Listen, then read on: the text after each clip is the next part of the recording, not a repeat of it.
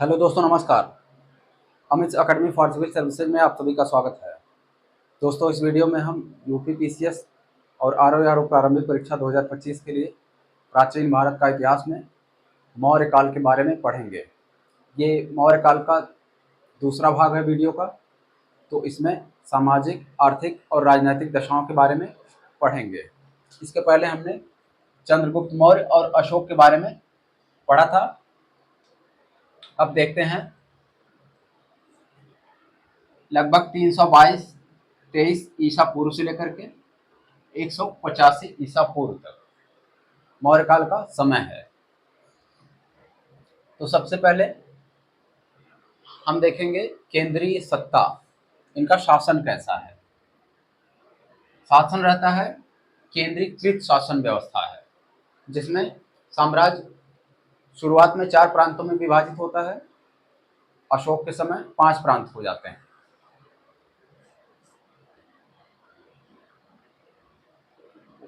केंद्रीकृत प्रशासन, शासन व्यवस्था यानी सब कुछ राजा के हाथ में।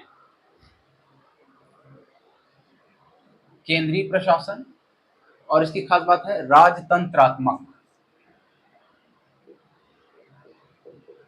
राजतंत्रात्मक व्यवस्था होती है। इस समय तक राजा बहुत ताकतवर हो जाता है। राजा लेकिन निरंकुश नहीं होता है। निरंकुश नहीं, वो जनता के हित के लिए, जनता के हित के लिए काम करता है। इस समय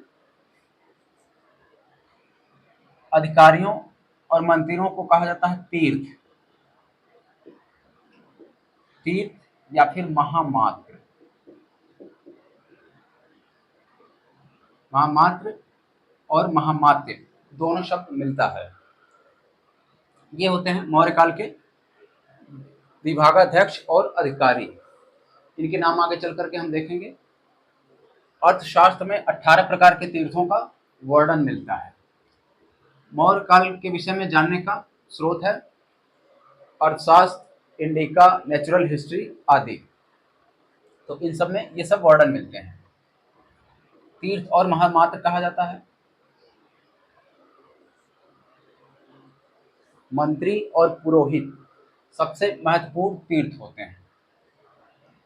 मंत्री और पुरोहित सबसे महत्वपूर्ण तीर्थ हैं।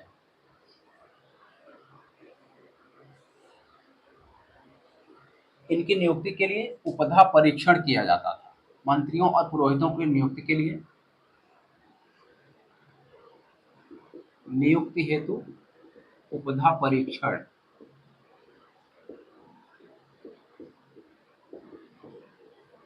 उपधा परीक्षण यानी इसमें चरित्र का परीक्षण किया जाता था।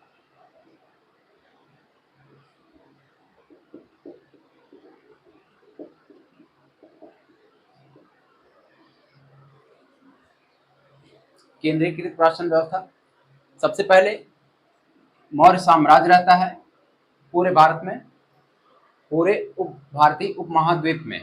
उसके बाद 5 प्रांत, प्रांत के बाद आहार, आहार के बाद इकाई है स्थानीय, स्थानीय कहा जाता है 800 गांवों पे। उसके बाद द्रोणमुख 400 गांव, द्रोणमुख के बाद खारवटीक, संग्रहण, संग्रहण कहा जाता है 100 गांव के मुखिया को, उसके अधिकारी को। संग्रहण गोप होता है 10 गांवों का अधिकारी। उसके बाद ग्रामणी या मुकद्दम, ग्राम का मुखिया। प्रशासन की सबसे छोटी इकाई है ग्राम, ग्राम सभा, जिसका होता है ग्रामणी या मुकद्दम, जिसे मुखिया कहते हैं।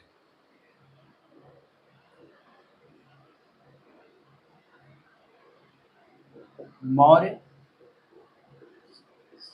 साम्राज्य, मौर्य साम्राज्य के बाद सबसे ऊपर है इसके अंतर्गत 5 प्रांत। ये 5 प्रांत कौन कौन से रहते हैं? उत्तरापथ, दक्षिणापथ, उत्तरापथ, दक्षिणापथ। दक्षिणापथ, मध्य देश, अवंती। अवंती मध्य देश और कलिंग। चंद्रगुप्त मौर्य के समय 4 रहते हैं, अशोक के समय ये कलिंग 5वां हो जाता है। इनकी राजधानियां हैं, उत्तरापक्ष की है तक्षशिला, उसकी राजधानी थी। दक्षिणापथ की राजधानी थी स्वर्णगिरी। स्वर्णगिरी, स्वर्णगिरी के बाद अवंती की उज्जैनी। उज्जैनी, जहां का अशोक राज्यपाल रहता है। गद्दी पर बैठने से पहले अशोक वहां का राज्यपाल रहता है। उज्जैनी, अवंती। मध्य देश की राजधानी थी पाटलिपुत्र।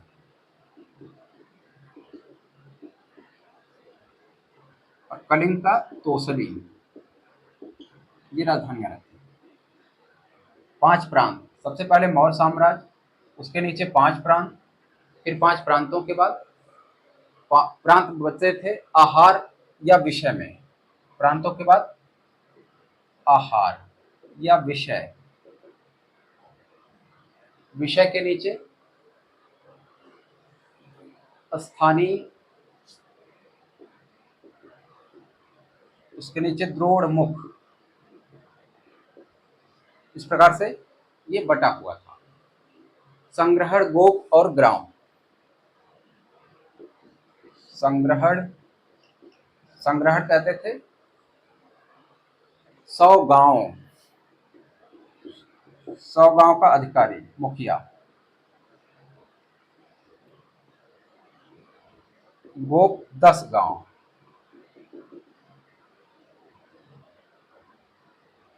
और ग्राम, ये सब हो गया। प्रशासन की सबसे छोटी इकाई ग्राम, ग्राम सभा।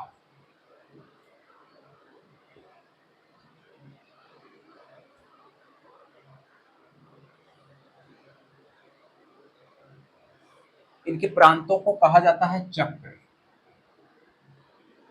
प्रांतों के नाम हैं जिन्हें कहा जाता है चक्र।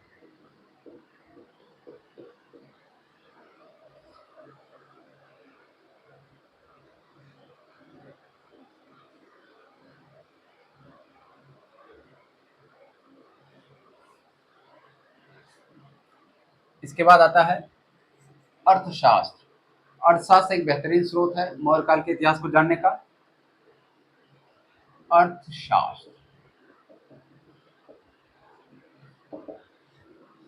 अर्थशास्त्र में राज्य का साप्ताहिक सिद्धांत मिलता है।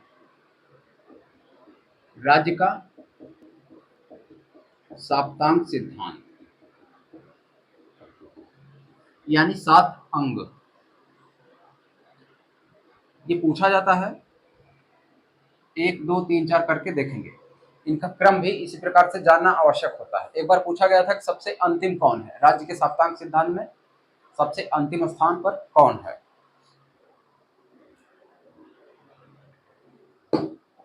इसमें हम देखेंगे, पहला है स्वामी,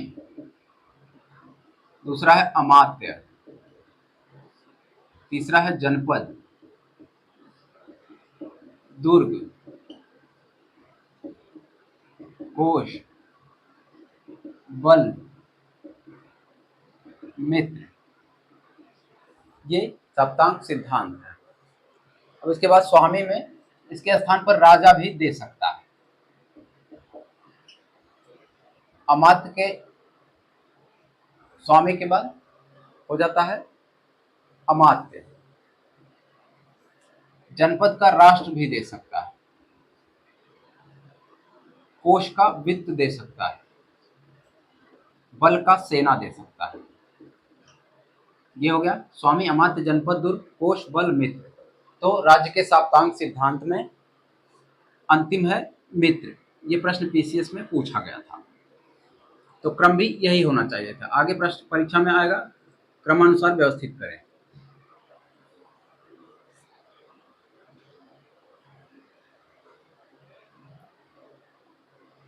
अब हम देखते हैं इनकी सैन्य व्यवस्था क्या है।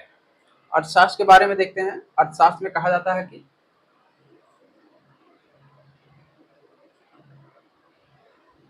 आगे देखेंगे राज्य का सप्तांक सिद्धांत, सैन्य व्यवस्था,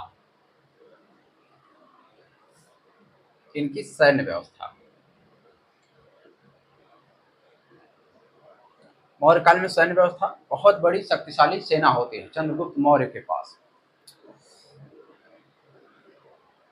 इसमें अंतपाल, ये सब नाम है कुछ खास।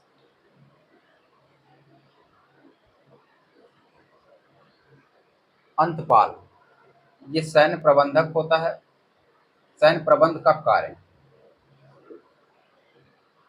और दुर्गपाल किले का रक्षक हो गया,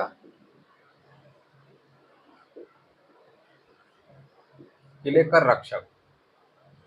कहा जाता है कि चंद्रगुप्त मौर्य के पास मौर्य साम्राज्य में 6 लाख की पैदल सेना, 50,000 की अश्वारोही सेना और लगभग 10,000 हाथियां, हाथियों से सुसज्जित लोग, और उसके बाद हजारों रथ और नौसेना भी शामिल थी। इतनी विशाल सेना थी।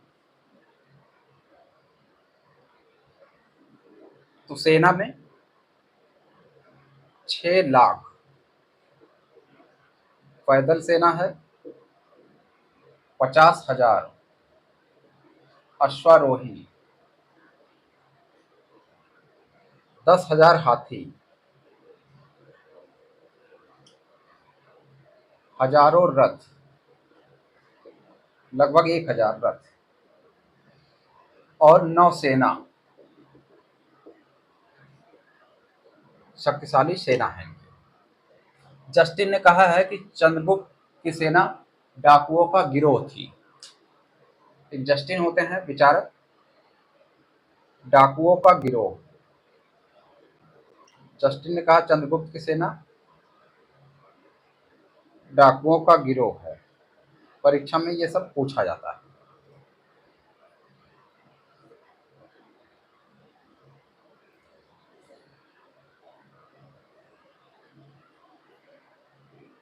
प्लूटार्क ने लिखा है कि उसके पास 6 लाख की पैदल सेना थी।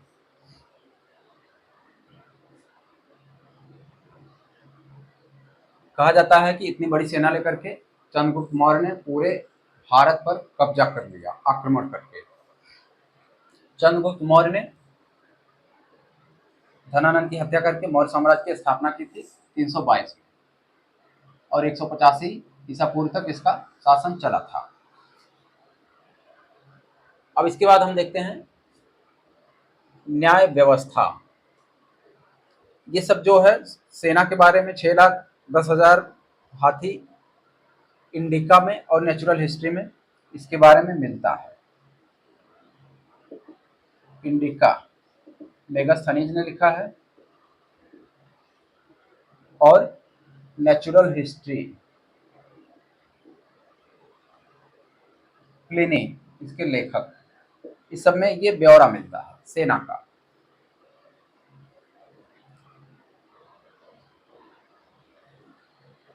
उसके बाद देखते हैं हम न्याय व्यवस्था।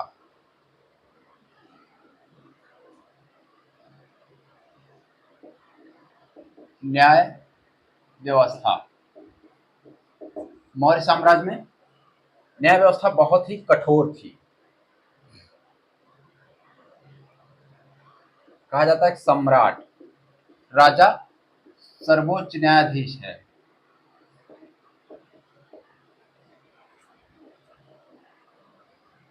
न्यायालय में अर्थशास्त्र में 2 प्रकार के न्यायालयों का वर्णन मिलता है।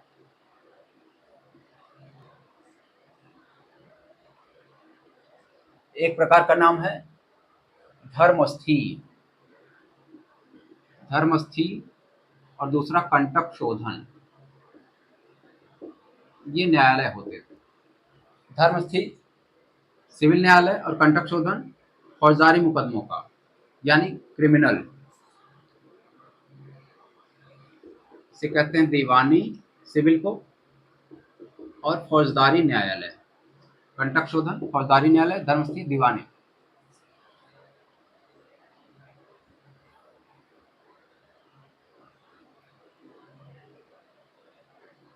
रज्जु कहा जाता था जनपद के न्यायाधीश को। न्यायाधीश होता था रज्जु।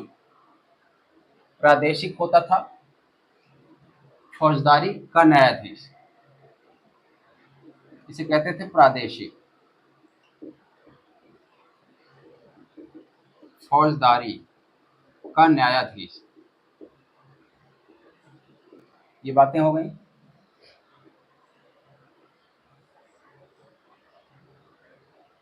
न्यायालयों का क्रम है, सबसे पहले सबसे छोटी इकाई है न्याय व्यवस्था में ग्राम। तो न्यायालयों का क्रम हो जाता है संग्रहण, द्रोणमुख, स्थानिक, जनपद और ग्राम।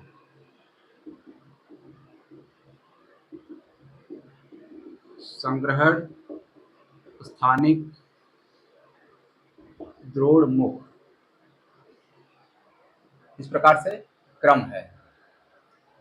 संग्रहण, द्रोणमुख, स्थानिक, जनपद। स्थानिक, जनपद। जनपद का न्यायाधीश हो जाता है रज्जु। सबसे छोटा है ग्राम, न्याय की इकाई। ग्रामणी इसका न्यायाधीश होता है, जिसे कहते हैं मुकद्दम।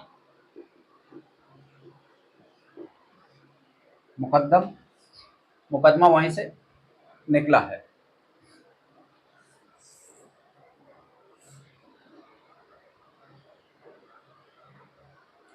इसके बाद हम देखते हैं गुप्तचर। गुप्तचर गूढ़ पुरुष कहा गया है।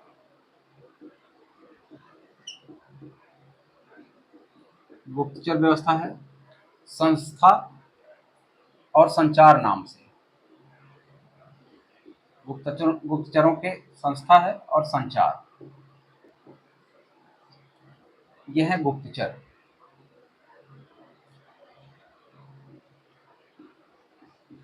अर्थव्यवस्था में इनके है कृषि, पशुपालन और व्यापार। भू राजस्व कर या भू कर कहा जाता है। भू कर, भू राजस्व, यह राज्य की आय का मुख्य स्रोत है। आय का, राज्य की आय का मुख्य स्रोत होता है मौर्य काल में।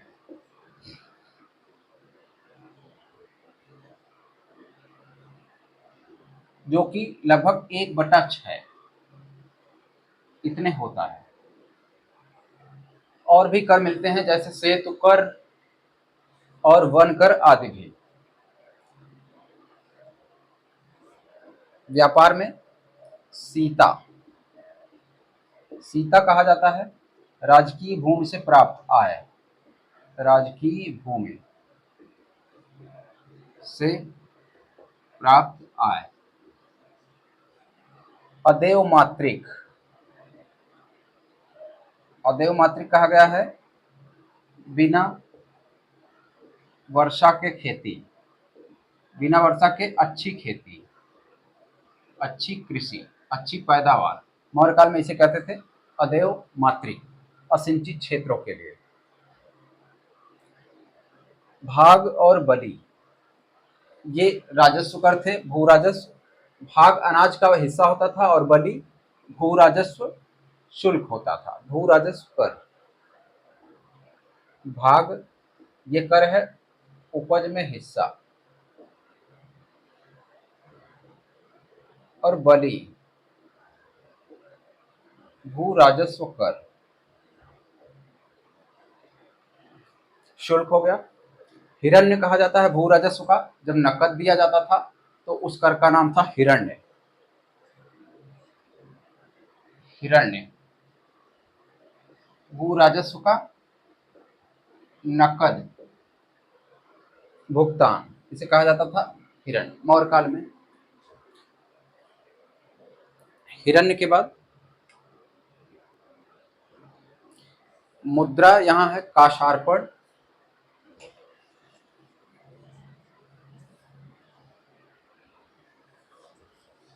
मौर्य काल की मुद्रा, का शार्पण, ये चांदी की मुद्रा है। और सुवर्ण, सुवर्ण सोने की मुद्रा है। और कांकड़ी, कांकड़ी है तांबे की। ये मुद्राओं के नाम। मुद्रा को, मुद्रा का जो परीक्षण करता था अधिकारी, उसको कहा जाता था रूप दर्शक। रूप दर्शक मुद्रा का परीक्षण करता था।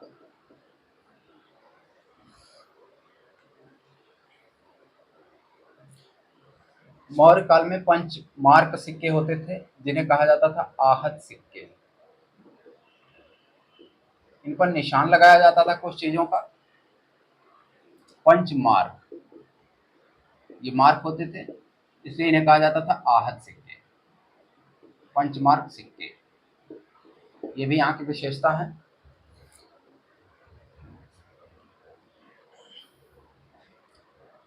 उदक भाग, उदक भाग कहा जाता है सिंचाई कर।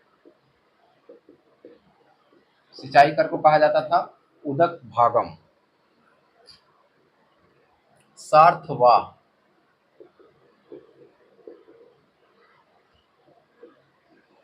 व्यापारियों का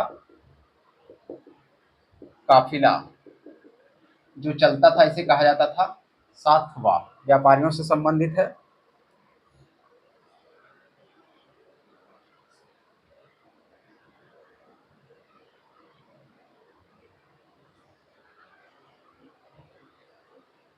व्यापार अधिकतम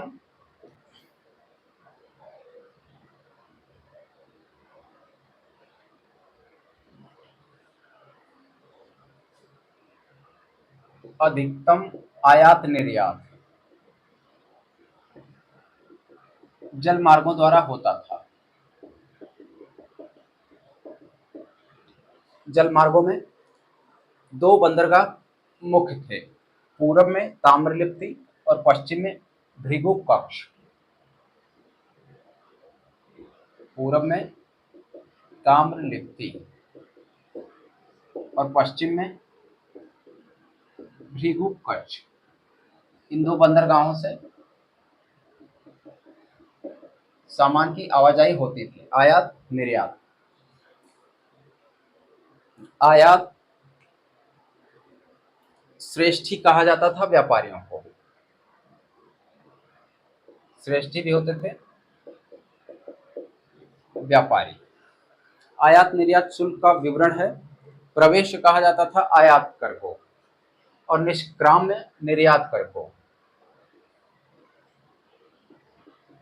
आयात प्रवेश, प्रवेश कर कहा जाता था, और निर्यात निष्क्राम्य। ये सब शुल्क थे और कर थे, कर और शुल्क। मौर्य काल में उद्योग होता था इनका, सूती वस्त्र का उद्योग प्रमुख था, और बुनाई आदि की जाती थी। ये सब बातें हो गई। इनके व्यवसाय आयात निर्यात पश्चिमी देशों से अधिक होते थे। पश्चिमी देशों में रोम, सीरिया, अशोक के समय में इनसे, सीरिया आदि से, मिस्र से अधिक गहरे संबंध स्थापित हुए थे। मिस्र, फारस आदि से इनके व्यापारिक संबंध अच्छे थे।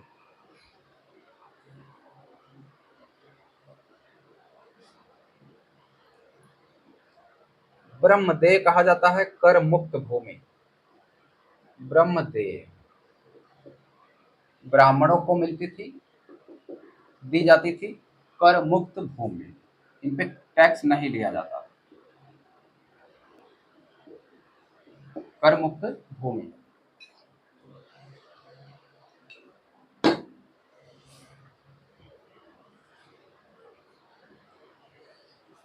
अब व्यापार के बाद इसमें हम देखते हैं न्याय व्यवस्था हो गई, व्यापार हो गया, गुप्तचर। अब देखते हैं समाज। सामाजिक व्यवस्था होती है मौर्य काल में, सामाजिक दशा अच्छी होती है। स्त्रियों की दशाएं और उत्तर वैदिक काल में जो शूद्रों की दशा बहुत खराब थी, इस समय अच्छी दशा में होते हैं। लेकिन चाणक्य ने वहीं पर 9 प्रकार के दासों का वर्णन किया है अर्थशास्त्र में, जो कि राजनीति की पुस्तक है अर्थशास्त्र, न कि वित्त से संबंधित की पुस्तक नहीं है, राजनीति की पुस्तक है, अर्थव्यवस्था के बारे में नहीं है। जबकि इंडिका में कहा गया है कि मेगास्थनीज ने कहा है इंडिका में कि उस समय दास नहीं थे। मेगास्थनीज ने कहा इंडिका में उस समय दास प्रथा नहीं थी। चाणक्य ने कहा कि 9 प्रकार के दास थे।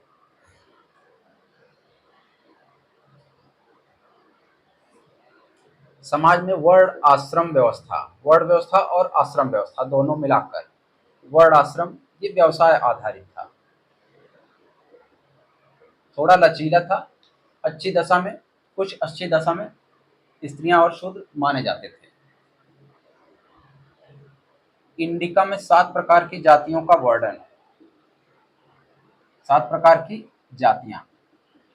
मेगास्थनीज ने कहा है कि उस समय 7 प्रकार की जातियों में समाज विभाजित था। स्त्रियों की दशा अच्छी थी, स्त्रियां। वहीं शूद्रों को भी अनेक शिल्प और कार्य करने के लिए छूट दी गई थी। इन्हें स्त्रियों को पुनर्विवाह की अनुमति, तलाक की अनुमति और नियोग प्रथा, इन सब की अनुमति थी। ये कुछ अच्छी दशा में थी। अर्थशास्त्र में वर्णन है, कौटिल्य या चाणक्य अर्थशास्त्र में ये मिलता है। उस समय वेश्यावृत्ति को राजकीय संरक्षण प्राप्त था, अर्थशास्त्र में कहा गया है। वेश्यावृत्ति, इसको राजकीय संरक्षण मिला था, यानी इसे टैक्स लगा के आय वसूलते थे, राजकीय संरक्षण। सती प्रथा का उल्लेख नहीं है, ये अच्छी बात है, सती प्रथा नहीं मिलती, प्रचलन में नहीं थी।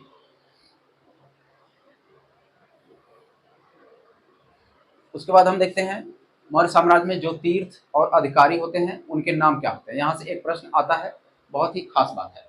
अर्थशास्त्र की तुलना प्रिंस के मैकियावेली से की गई है। अर्थशास्त्र की बात आती है तो अर्थशास्त्र कहा जाता है अर्थशास्त्र।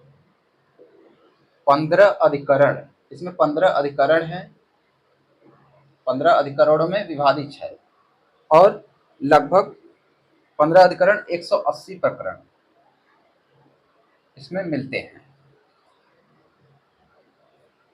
और छठे अधिकरण में साप्तांग सिद्धांत मिलता है। छठवें में राज्य का साप्तांग सिद्धांत, इसका वर्णन मिलता है छठे अधिकरण में। ये मुख्य मुख्य बातें हो गई। मौर्य साम्राज्य का अंतिम राजा होता है वृहद्रथ, जिसकी हत्या पुष्यमित्र शुंग ने की और शुंग वंश की स्थापना की 185 ईसा पूर्व में। तो मौर्य साम्राज्य लगभग 137 वर्षों तक चला। अब हम देखेंगे मुख्य अधिकारी कौन कौन से हैं।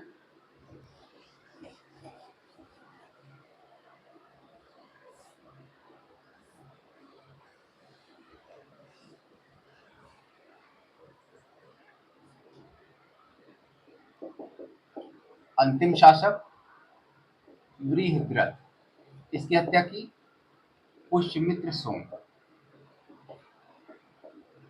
185 में और शुंग वंश की स्थापना की।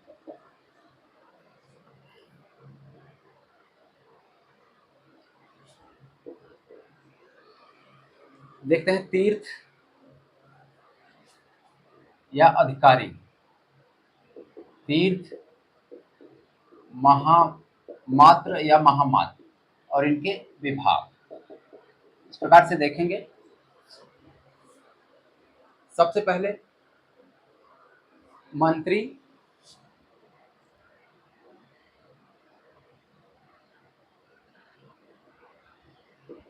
मंत्री होता था प्रधानमंत्री, मंत्री और पुरोहित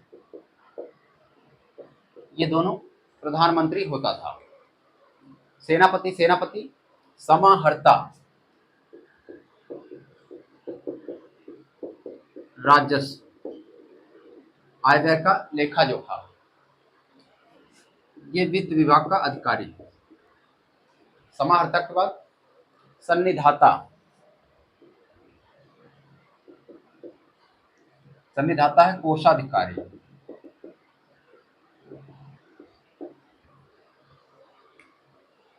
प्रदेष्टा फौजदारी न्यायालय, फौजदारी न्यायालय का अधिकारी कहा जाता है प्रदेष्टा। नायक नगर रक्षा कर्मांतिक उद्योग, नायक नगर रक्षा कर्मांतिक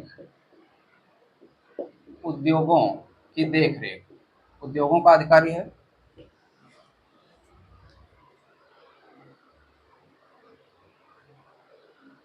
दंडपाल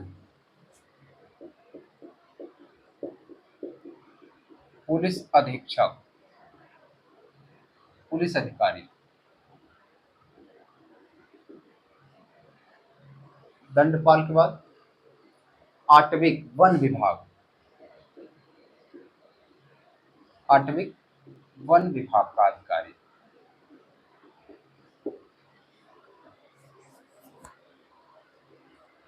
रक्षिण पुलिस एग्रोनोमोई मार्ग, पुलिस को रक्षिण कहा गया है, नगर की पुलिस है। एग्रोनोमोई यह मार्ग निर्माण, मार्ग कर और लगभग जिलाधिकारी के जैसा इसका पद है। आईएएस में पूछा गया था एग्रोनोमोई मार्ग निर्माण, उसमें उत्तर था। राजुक है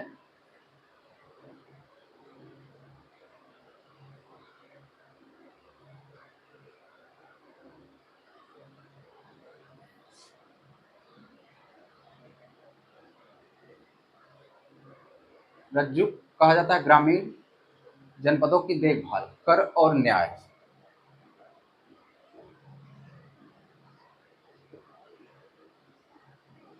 कर और न्याय व्यवस्था।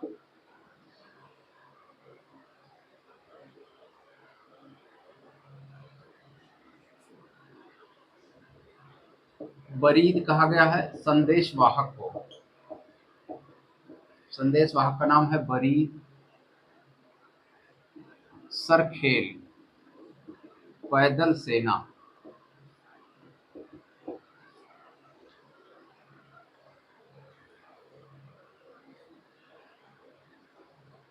सदका दान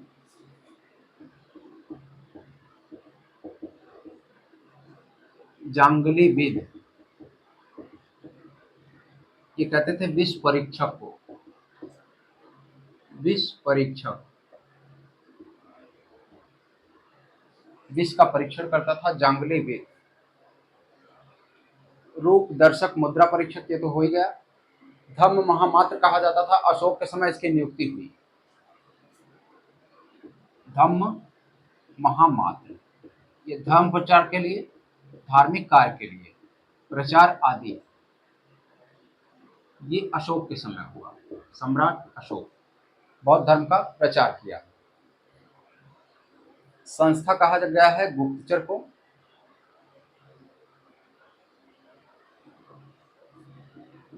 संस्था अक्राध्यक्ष, ये खानों का अधिकारी है। पौतवाध्यक्ष, ये माप तौल का अधिकारी है। पौतवाध्यक्ष,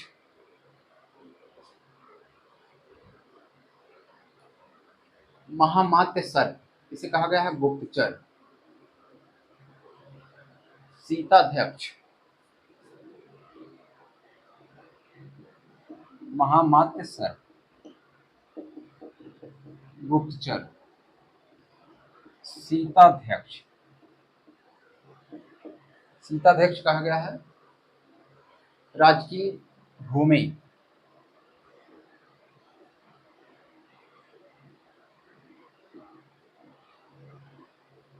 राजकीय भूमि से जो कर वसूलने वाला अधिकारी था, सीताध्यक्ष। लक्षणाध्यक्ष, टकसाल।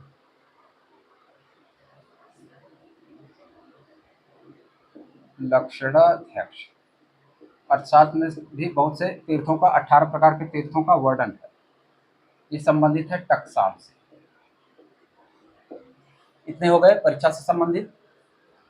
दोस्तों, आपको वीडियो अच्छा लगा हो तो लाइक करें, और हमारे चैनल पर नए हैं और भी सब्सक्राइब नहीं किया है तो प्लीज़ सब्सक्राइब करें। धन्यवाद।